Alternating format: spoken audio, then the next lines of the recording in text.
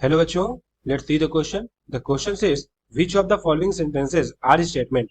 In case of a statement, mention whether it is true or false. तो हमको यहाँ पे सेंटेंस का गिवन है every quadratic equation has at least one real root. तो सबसे पहले हम समझ लेते हैं इस क्वेश्चन में हम क्या की कंसेप्ट यूज करेंगे. बेसिकली इस क्वेश्चन का जो की कंसेप्ट होगा वो होगा स्टेटमेंट रिलेटेड. हमें नॉलेज होनी चाहिए कि स्टेटमेंट मतलब क्या होता है, इसे जज कैसे किया जाता है. तो स्टेटमेंट बेसिकली एक तरह का सेंटेंस होता है. इट इज अ क्या लिखेंगे हम लोग, it is a type of a sentence. Statement एक तरह का सेंटेंस होता है. पहली इंपॉर्टेंट बात, it is a type of sentence. और जो दूसरी इंपॉर्टेंट बात है वो ये कि हम इसे जज कर सकते हैं कि या तो ये ट्रू होगा या तो ये फॉल्स होगा. बट दोनों नहीं हो सकता एट अ टाइम. नॉट, यहाँ लिखेंगे नॉट बोथ साइमल्टेनियसली. एक साथ ये दो नहीं हो सकता. या तो ट्रू कहलाएगा या तो फॉल्स कहलाएगा. और तीसरा कह सकते हैं कि ये एक तरह का प्रूवन फैक्ट होता है. प्रूवन फैक्ट होता है. अब वो फैक्ट ट्रू है ये फॉल्स है ये बात की बात है, बट वो फैक्ट होता है जिसको प्रूव किया जा सकता है. कोई भी ऐसा फैक्ट जिसको प्रूव किया जा सकता है उसे हम लोग सेंटेंस मतलब स्टेटमेंट कहते हैं. या तो वो ट्रू होगा या तो वो फॉल्स होगा.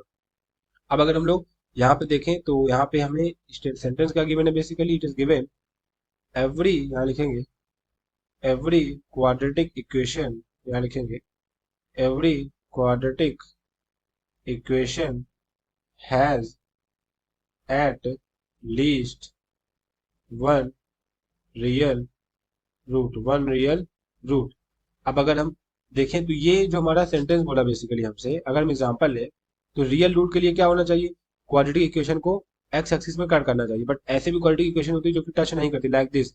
अगर एग्जांपल ले तो हो गया हमारा x square minus 3x plus 4. ये एक ऐसी क्वाड्रेटिक इक्वेशन है.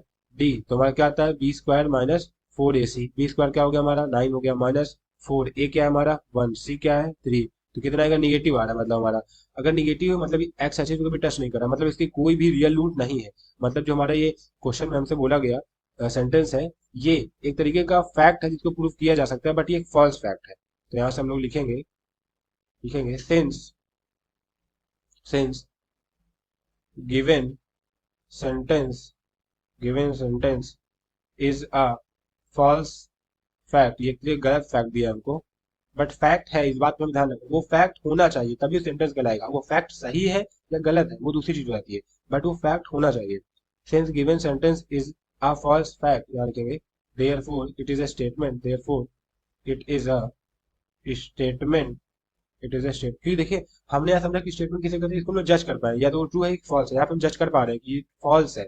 इसीलिए कहेंगे कि हमारा जो ये हमारा सेंटेंस गिवन है ये एक स्टेटमेंट है. और कैसा स्टेटमेंट है, फॉल्स स्टेटमेंट है. यहाँ बोलेंगे it is a statement and it is false. So the final answer of this question is given sentence is a statement and it is false. I hope you have understood everything very well. Thank you and all the best.